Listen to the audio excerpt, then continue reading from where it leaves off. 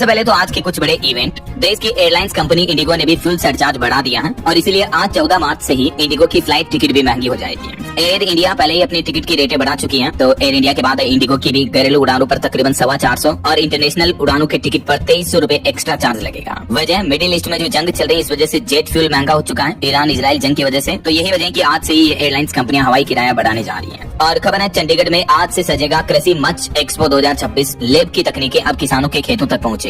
वहीं बंगाल चुनाव के सिलसिले में आज पश्चिम बंगाल के कोलकाता में जाएंगे पीएम मोदी। यहाँ मेगा रैली का आयोजन होगा, 5 लाख लोगों के पहुंचने का अरमान है। और आज बंगाल दौरे के दौरान पीएम मोदी कोलकाता के ब्रिगेड परेड ग्राउंड में ये रैली को संबोधित करेंगे और इस दरमियान तकरीबन 18,500 करोड़ रुपए की विकास परियोजनाओं की सौगात भी देंगे। और खबर है दिल्ली जल बोर्ड ने अलर्ट जारी किया, आज और कल 14-15 मार्च को नहीं आएगा कई इलाकों में पानी, नल के पानी की किल्लत रहेगी इन इलाकों में। वहीं छत्तीसगढ़ में भी आज 14 मार्च से शुरू होगी गोधाम योजना। राज्य भर में 29 गोदामों का उद्घाटन किया जाएगा। बिलासपुर से मुख्यमंत्री विष्णुदेव साय इनका शुभारंभ करेंगे। राज्य में जो निराश्रित घुमंतु गोवंश होते हैं, उनके लिए राज्य सरकार द्वारा ये गोधाम योजना शुरू की जा रही है। वहीं दिल्ली वालों के लिए एक अच्छी खुशखबरी है, आज 14 मार्च को चालान 75% तक माफ करवाने का मौका है। दिल्ली के कई इलाकों में आज स्पेशल लोक अदालत का आयोजन होने जा रहा। तो अगर आपकी भी गाड़ी, कार, बाइक वगैरह पर ट्रैफिक चालान बकाया है, तो आप 75% तक कम चालान भर सकते हैं और अपने बकाया चालान को निपटा सकते हैं। और आज 14 मार्च से ही खर मास की शुरुआत भी हो जाएगी, तो अब अगले 1 महीने तक शादी, विवाह, मुंडन संस्कार जैसे मांगलिक कार्यों पर रोक रहेगी। 20 अप्रैल के बाद से फिर शुभ मुहूर्त शुरू होंगे, वरना आज 14 मार्च से लेकर 14 अप्रैल तक खर मास रहेगा। चलिए आगे बढ़ते हैं अपन खबरों में। सबसे पहले ईरान इजराइल जंग पर कुछ अच्छी खबरें आ रही। देखिए आप, स्ट्रेट ऑफ हॉर्मुज से अब भारत के तेल के टैंकर गुजर पाएंगे। ईरान की तरफ से ऑफिशियली ये बड़ा ऐलान कर दिया और भारत की बड़ी कूटनीतिक जीत देखने को मिली है इन युद्ध के हालातों के बीच। प्रधानमंत्री नरेंद्र मोदी और ईरान के राष्ट्रपति के बीच फोन पर बातचीत हुई